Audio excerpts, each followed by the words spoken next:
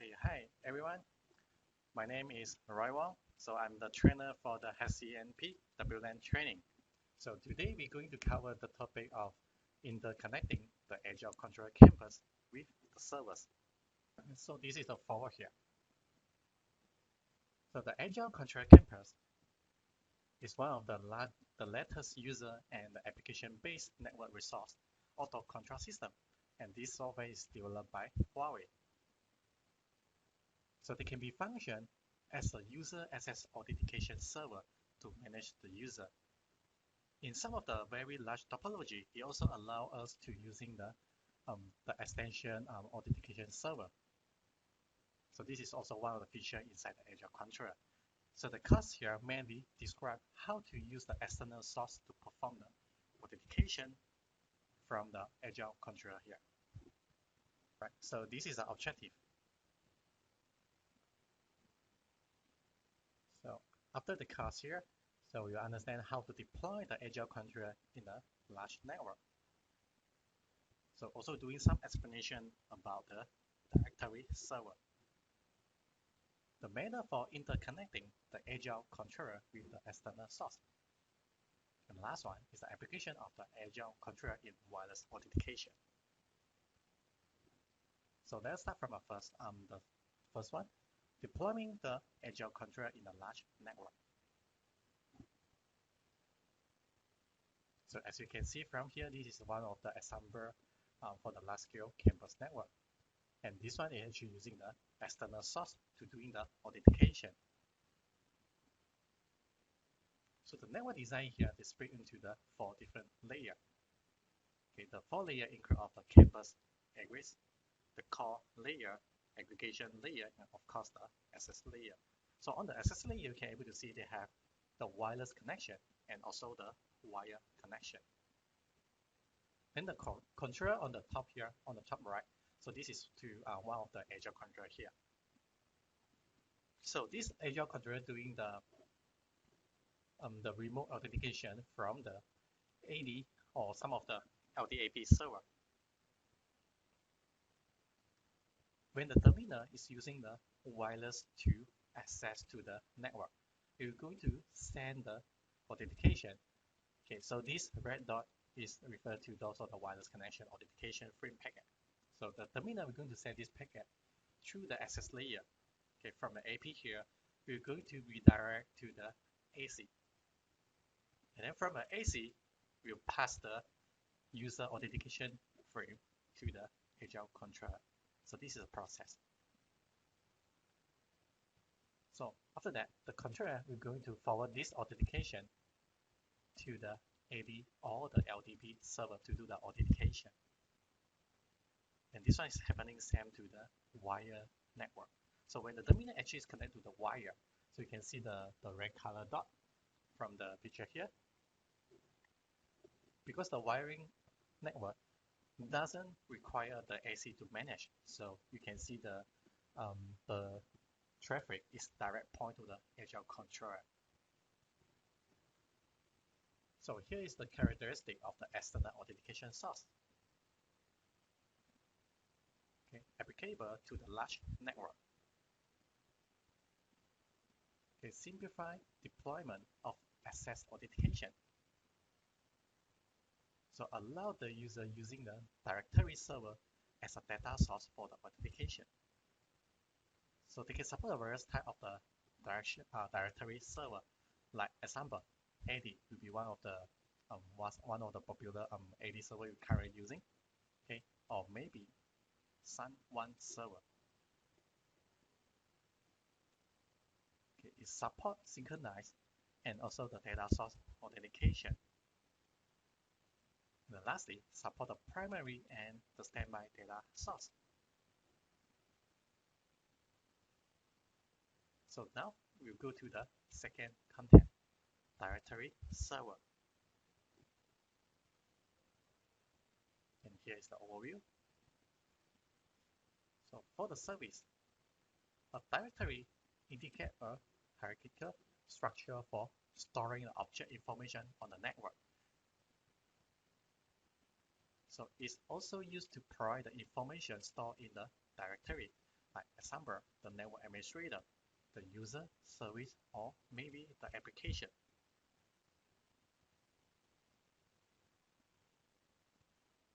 So over here to show some of the example for the directory server. The example like the AD or maybe some other LDAP server. Okay, here is the basic terminology for the directory service. The raw term. So the domain is just indicate the domain where the directory information is stored. So the OU is just some refer to the organization unit. And then follow up, we have the group. So after we have the OU already, we can try to create a group under the OU.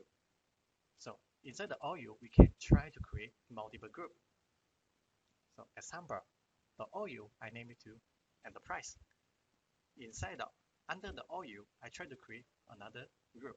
Like example, I have accounting department, okay, or maybe for the engineer, and so on. Okay, this is called group. So after the group, we have the user. So inside the group, you can try to create as many as you want, okay, for the user. Then the follow-up will be the description done. So the DN is indicate the unique directory. So the DC is stand for the domain name, of course. For the CN is a universal name for the group or maybe the user.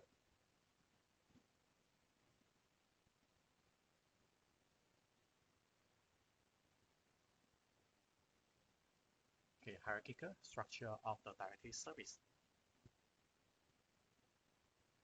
So it's query review the location of the user information to facilitate information management.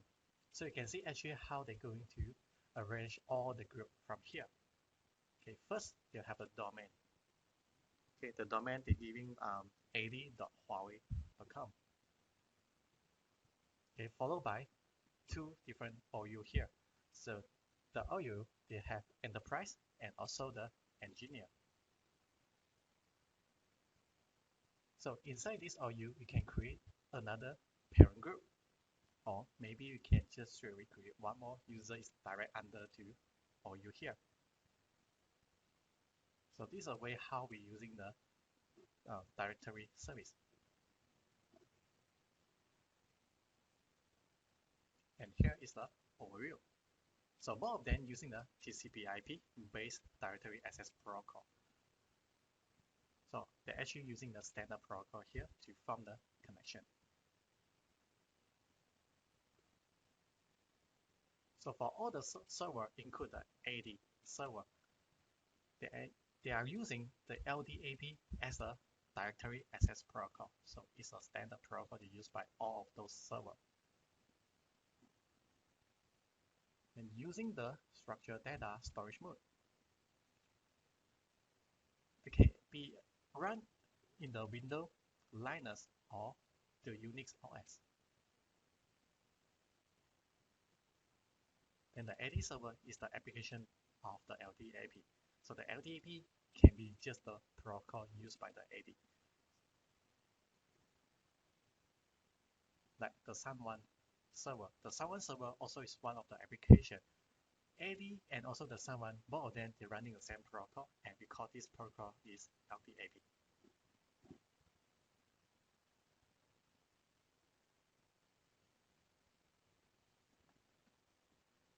So you can check from here the GUI from both the SUN1 and also the AD server are similar.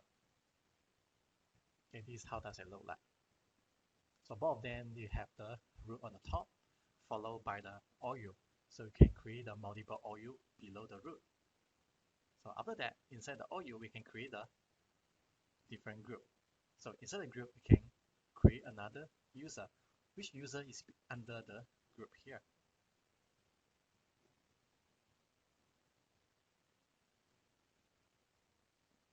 And here is some of the overview for the AD server. It stores the information about the network object. Example, PC and printer. Okay, they're also using a structured data storage mode. And the AD server connect closely to the DNS.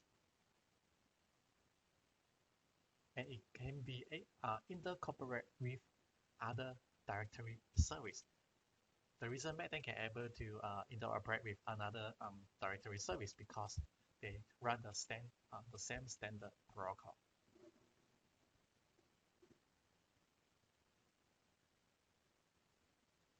Okay, right now is some of the example, right? It's using the AD server to create a user. So this is one of the AD server. So from here you can able to see that I'm pointing to few of the icon on the top. So the first one, they're actually pointing to the folder icon. So this folder icon allow you to create a OU from here. Okay, the OU stands for the organization unit. Okay, the short one we just name it as OU. Then follow up the second icon at the middle. Okay, you can see they have two human face on these places. So this is referred to the group. So under the OU, we can create a multiple group. Okay, and then can need the name for this group. Then on the first icon here, the first one. So this one is belong to the user. So this is a way how we configure using the OU, group, and user. So all the user can be parent into the group or maybe OU. And the group can be parent into the OU here.